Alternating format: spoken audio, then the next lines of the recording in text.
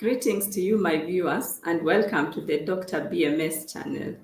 This is a channel which educates you on all matters psychological, which are of interest to you and your family.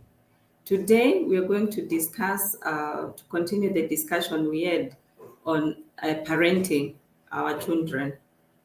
This discussion, the previous video I made has elicited a lot of discussion among my viewers, and I decided to continue with the developmental stages.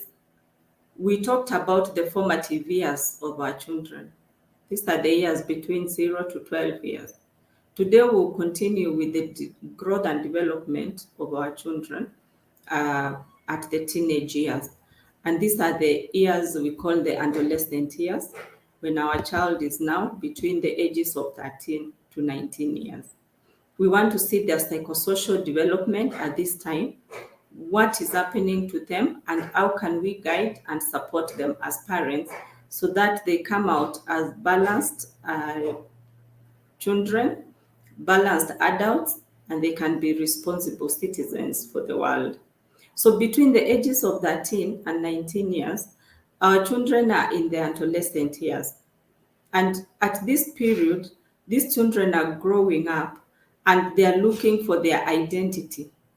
They want to find out who they are, what they stand for, and what role they can play in the world. So at this time, most of the children are doing their secondary education. So because of this big role they have to find themselves, to find their identity, away from the values and the ideals their parents told them or instilled in them. If you remember, we said during the formative years, there's a lot the parents do to the children to show them morals, to guide them on what is right, what is wrong.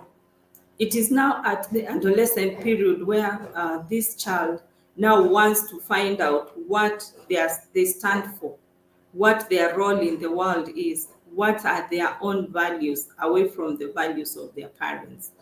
And because of this, there is normally a lot of commotion between these children and their parents, because now there is a growing sense of independence. These children are physically grown. In fact, there's what we call a growth spurt. They grow quite quickly. When they go to school, like those who are in boarding school, they go within the one term they are there, the 3 months they are there, they will come back and you can hardly recognize your child because they have grown very tall. Some have changed in their physical appearance. And also their reasoning is changing. I have seen children who go to school and they even want to change their names. They don't think the names they were given by their parents are good enough. They come back, or you go to school to look for your child who went there being called Grace, and you find they have a different name because they think Grace is probably old-fashioned or something like that. So you have to really describe your child, and even the description will not fit because you probably took a very short child. Now they have grown quite tall. So there's growth both physically and there's growth also in their psychological well-being. So as parents, we need to be there to support our children, because you realize these children are growing. They are trying to find themselves, so they are confused themselves. They really do not understand themselves. One minute they are here, they want to experiment with this look, they want to experiment with this ideology, which probably is not your ideology. And because they are also growing, their intelligence is growing, you find that they question a lot. Those things you told them, you will hear a lot of, why should it be like that? Why can't I do it different? Why can't I do it my way? And because of this, most parents will be very uneasy, because now your child is questioning. They seem to be questioning your every decision. They seem to be questioning your everything you have taught them. Even going to church, some of them will be asking, why should we go to church? Can't I just pray in my room? Can't I just pray at home? Must I go to church? Why this happens is because the child's intelligence is also growing. So as it grows, they are also looking at things logically. And sometimes they find a lot of inconsistencies in the things we tell them as parents or in the things adults do and what they see in reality. For example, this child is dating. You have a girl child at home, and they are in a relationship with a boy somewhere, and they bring that boy home. And as a parent, you say, no, no, no, no, I don't want to see that boy here. Probably you did not like the way the boy is dressed. You did not like their hairstyle, for example. You did not like their mannerisms. But as a parent, you go to church and you say, God is all loving, we should accommodate each other. So your child is looking at you with a logical argument and saying, if we should love each other, why don't you love the friend I brought home? Why can't you just accept it? And most of the time, as parents, we do not give explanations. You just look, and because your intuition tells you that boy is up to no good, you just don't want to see him and you say he should not come back here. And that explanation is not given to your daughter, and your daughter now holds a grudge against you and says, even your religion, which says you should love your enemies, if you think that boy I brought home is an enemy, you should love him. So there's this kind of argument back and forth, back and forth. And most of the time as parents, we don't take it well. And the children do not understand why, because really this is something they are getting from inside. So they begin to confront the adult world. They begin to realize the inconsistencies adults do, because sometimes we say one thing and we do the other. And unfortunately, at this age, these teenagers or adolescents, they do not listen to advice. They watch your actions. They watch the examples, what you say. So if you say one thing and you do another, then they are going to question. At this point, they have the intelligence to question, why is this right and why is this not right? And because most of the time we do not have that level of discussion with them, sometimes we are also busy doing other things. You find most of their questions goes unanswered, and they get answered outside there by other adolescents who are also going through the same issues. So adolescents seem to question their parents more and more, and to question authority, and they want to be defiant. So as a parent, what should you do, or what should you not do? One of the main things you should do is just to appreciate that your child is growing. That lovely, nice child you had, who was always around you, who listened to you when you talked to them, they are now expanding their worldview. They are meeting out there, their social network has grown, because now they're in secondary school, they are probably in boarding school. They have interacted with other adolescents who come from different backgrounds from theirs. And because even as adults, we always feel like the grass is green on the other side, they listen to the ideals, they listen to the experiences of other teenagers, and they tend to think maybe those teenagers have better parents, they have more understanding parents, and they want to make up their mind what they know, what they have been told, and what they are seeing. So as much as they'll seem like they are turning away from you, they will take their time to consider what their friends bring to the discussion table. And they will also have what you gave them as a parent in their formative years as a guide for them. And trust me, at the end of the day, if you've prepared your child well in their formative years, they will look and say, no, at the end of the day, I think what my parents stand for, my parents' ideals, uh, are what I will go by. So they will make their own decision. But between this time, they are considering what their friends are saying, they are considering how they have been brought up, there's going to be tension. What you can do is just to be supportive to these children. Have discussions with them. Realize now that they are not young children anymore and they're trying to make their own identity. And this independence is good because if they absorb your ideals 100%, there's a danger that the same mistakes you made, they are going to carry them over also to their adult life. And you don't want that. You want some moderation. So help this child to moderate. And the best you can do is just to work with them in their formative years, instill morals in their life, instill ideals, instill values which can guide them when it comes to time of making decision, that when others come with their morals and their values, they are not just going to find a void, an empty basket, and then your child comes to you looking completely different. You don't recognize them because there was nothing there in the first place. But as much as they'll get the outside influence, what you taught them will still guide them. And they will not deviate. Even the Bible tells us to train our children. And when they are older, they are not going to deviate from this world, from the word you taught them. So teach them when they are younger and allow them that room during their adolescence to explore the world, to explore ideals with guidance. When they ever come to you for discussion, be open for discussion. One of the biggest mistakes you can make as a parent is to close the door for discussion, the door for communication. Sometimes we tell our children, I don't want to talk about that. I don't want to hear about that.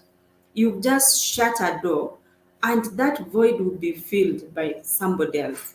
And most of the time, by information which is not forthright or information which is not the valid information. So take that opportunity and have discussions.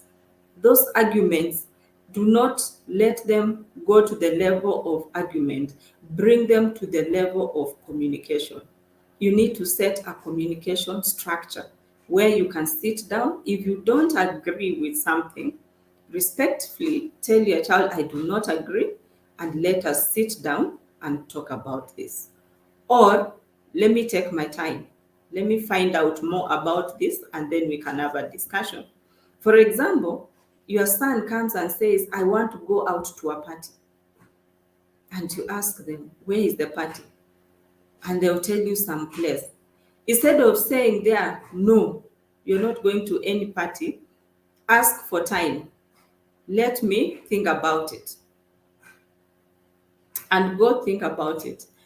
If as an adult you decide this party is not good for my child, then you will call them a day or two later and tell them, there's that party you talked about.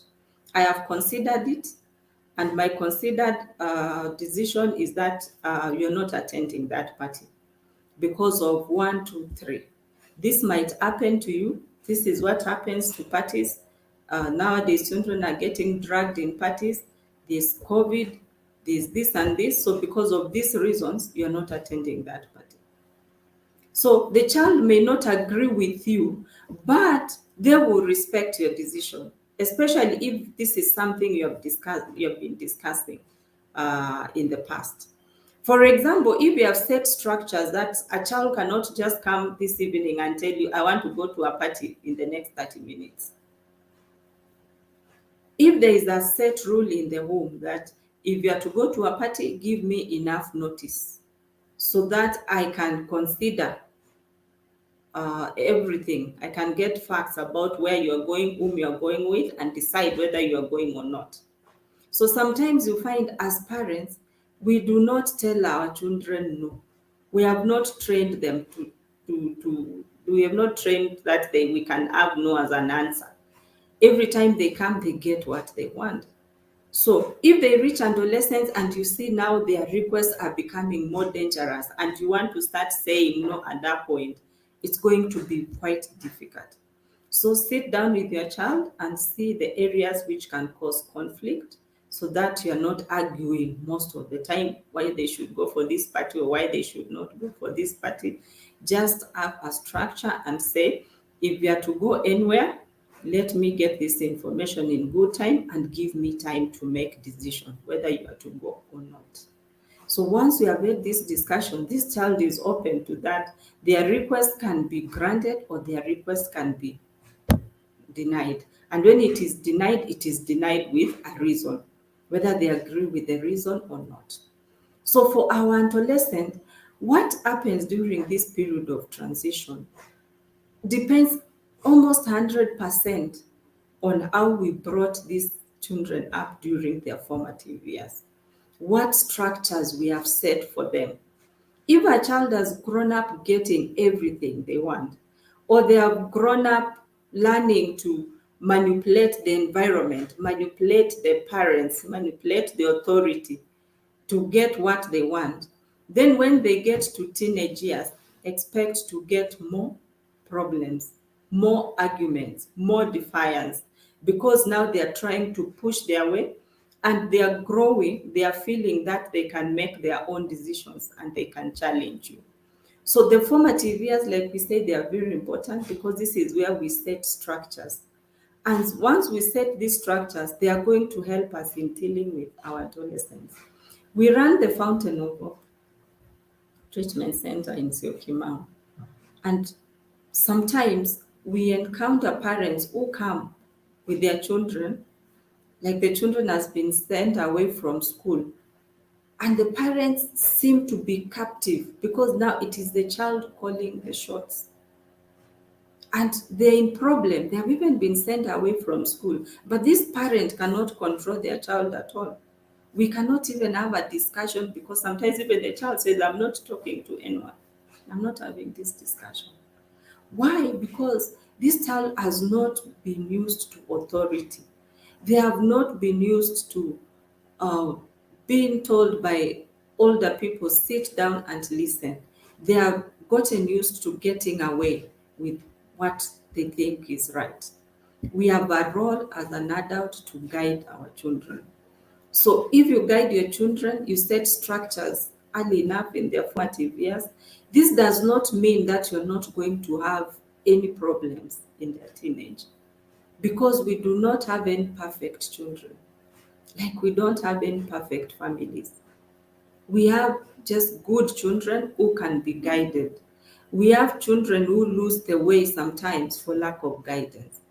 And we have children who can be brought back if we start to structure their lives. And let us start to structure early enough. Because if we don't, now these children start getting into problems. This is how they get to experiment with drugs of abuse, using alcohol, using cannabis, using muguka, and all these other things are there which are in the market nowadays, tobacco, Chavis, Uber. These things, children are experimenting with them because they are looking for their identity and they are not well grounded. They were not grounded well enough when they were young to know why they should make their decisions and not be carried by the wind. So when others say this is what is happening, they just want to jump in because they don't want to be left out. So let's take the formative years to format children who can be guided even when they grow. Some of the problems we're seeing, like the personality problems we see in our children, they start developing early in life and they only get expressed from teenage years going upwards, when now their identity is coming up and this child has been used to manipulation. Everything has been about this child. We have some parents who can never say no to a child, really. Whatever they want, they will get. You buy them a PlayStation 4. Now there's PlayStation 5. That's what they want. And the parent is there running to buy that one. You buy that one and now they tell you that's not what I want. What is in the market is this. And the parent is running to buy the particular thing the child wants. You buy them a phone. They don't want that makeover phone. They want the most recent one. And these things keep on changing. So if we cannot tell our children no, If we cannot draw a line between the children and adults, then there's going to be a problem. And this problem starts to be to show in their adolescent years. And unfortunately, when we don't do anything at these adolescent years, we are getting late, because now they turn up to be young adults who are completely out of the way. And at that time, they have moved out of our houses. It is very difficult to guide them when they are older. Let us take the time when they are younger, during their formative years, to guide our children. Let us take the time when they are older, at adolescence, to be involved, to have discussions, and to continue to guide these children. It takes the whole society to raise a child. So please get involved. If it is your neighbor's child, you think them they are getting wayward, get involved. Let us have these neighborhood associations where we can be accountable, where children know that the adults in that vicinity watch what they are doing. Let us not look the other side when we see a group of children standing at a corner and you don't know what they are discussing. Let us get involved. Let us get interested and find out. If you find your neighbor's child who is doing something which is not right, seek out your neighbor and respectfully tell them how they can guide their child. There is help available. We can parent our children together as neighbors where we can. Where the children have gone overboard, we have professional help available. We at the Fountain of Hope Treatment Center in Syokimau, we are here to give information. That's why we come here with this information. We are there to give psychotherapy, to give counseling, to give treatment to our children who have gone wayward.